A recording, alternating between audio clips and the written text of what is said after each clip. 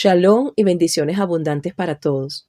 En esta oportunidad les voy a compartir un mensaje que tiene que ver con reverdecer. Es tiempo de reverdecer. La palabra hebrea para reverdecer en el Strong es la 6524, paraj, y significa brotar, florecer, extender, así como las alas, como extendiendo las alas, producir.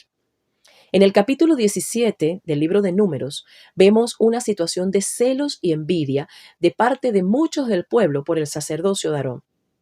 Ante la situación que se había dado previamente con la rebelión de Coré y su inconformidad de hacer con amor su llamado, que también era importante.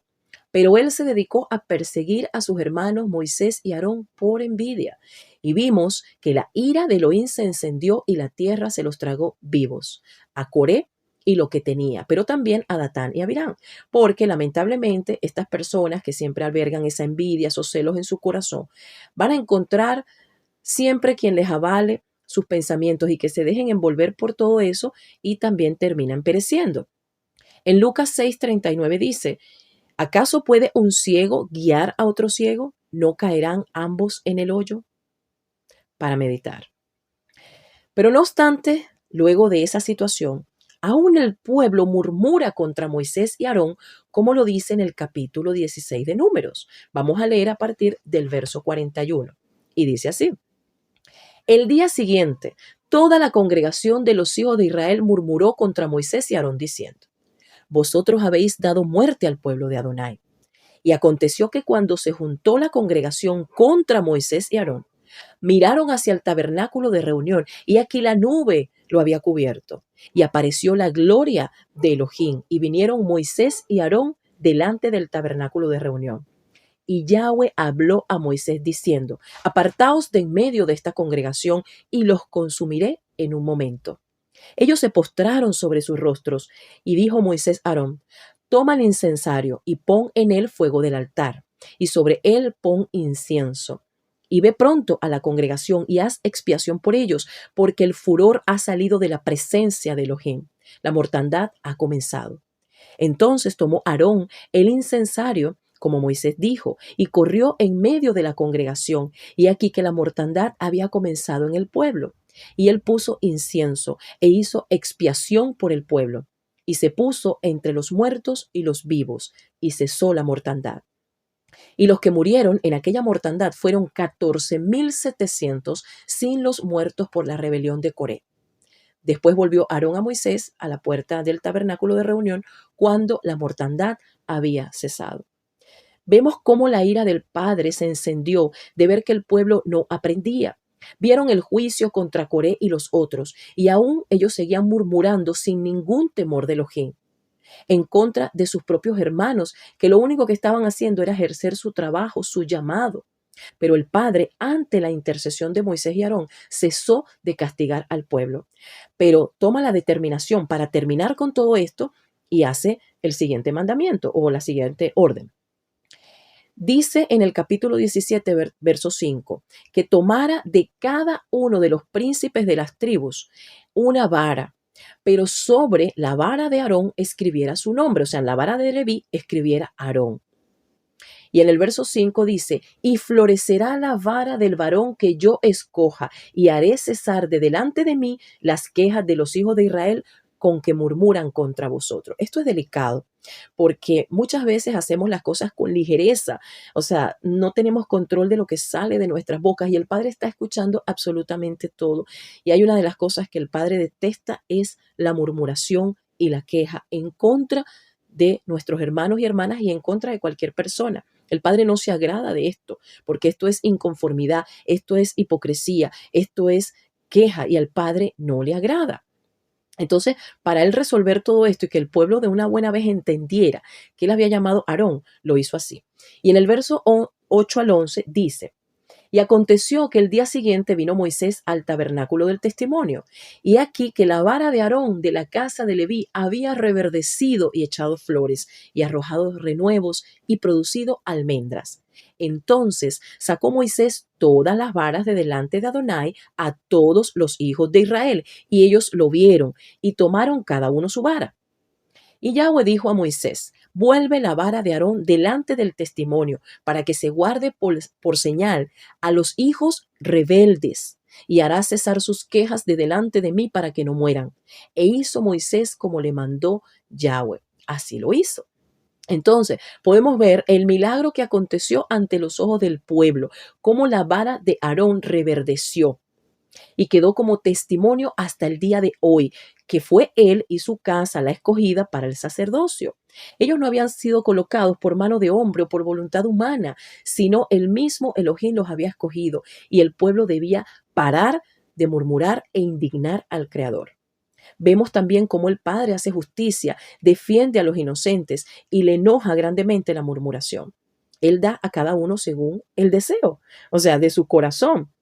Él ve que el que se llena de raíces amargas, ¿verdad? Que termina envidiando al otro, el Padre no se agrada de eso, pero esa persona es la que termina siendo perjudicada. Cuando tú recibes algo que el Padre te da, recíbelo con alegría y con gratitud. ¿Y qué es lo que va a suceder? Que lo vas a poner a producir y eso es lo que va a dar fruto. Y el Padre va a añadir más si Él quiere. ¿Ve? Pero Él no quiere que las personas sean inconformes. Recordemos que Él da a uno un talento, a otros 2, a otros 5, a otros 10. Cada uno de nosotros tiene su capacidad y Él sabe lo que nos quiere dar, lo que podemos recibir. A veces queremos de más y no podemos ni siquiera con una cosa, vamos a poder con 2, 3, 4. Vamos a recibir con gratitud, hagámoslo con amor y eso es lo que va a dar fruto. Ahora, también vemos que el Padre no se queda quieto, viendo cómo quieren humillarte y avergonzarte en cuanto a tu propósito y en cuanto a tu llamado. Muchas voces hoy van a querer levantarse para menospreciarte, para murmurar contra ti. Piensan que lo que tú y yo hacemos es porque nosotros queremos. Pues no, cada día nosotros venimos en oración y le pedimos al Padre que nos guíe a hacer su voluntad y eso es lo que sucede. Pero muchos que están inconformes, ¿verdad? Que están atrapados en esa rebelión como Coré, terminan murmurando, hablando por detrás y por delante de todo aquel que está haciendo lo que el Padre le guía a hacer. El punto es que no dejemos que esos comentarios o acciones nos detengan de reverdecer. Hoy es el tiempo de renacer, de que realmente nos entreguemos por completo a nuestro Creador y que Él cumpla su propósito en nosotros. No tengamos temor. Así como Aarón y Moisés, el mismo Elohim los defendió, es el mismo Elohim nuestro, el que nos va a respaldar y va a guardarnos y a protegernos de todo lo que los otros quieren hacer contra nosotros. Él está para cuidarnos, Él está para protegernos, Él también se enciende en ira contra nuestros murmuradores, contra los detractores, contra los que maldicen nuestra vida y Él se va a levantar para bendecirnos y muchas veces no para que la tierra se los trague, sino para hacer que nosotros reverdezcamos, que echemos flores, que arrojemos renuevos y que produzcamos almendras delante de aquellos que hoy nos están humillando.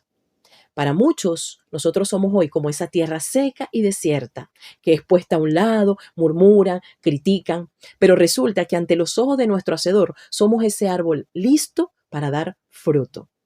En Job 14, del 7 al 9 dice: porque si el árbol fuere cortado, aún queda de él esperanza, retoñará aún, y sus renuevos no faltarán. Si se envejeciere en la tierra su raíz, y su tronco fuere muerto en el polvo, al percibir el agua, reverdecerá.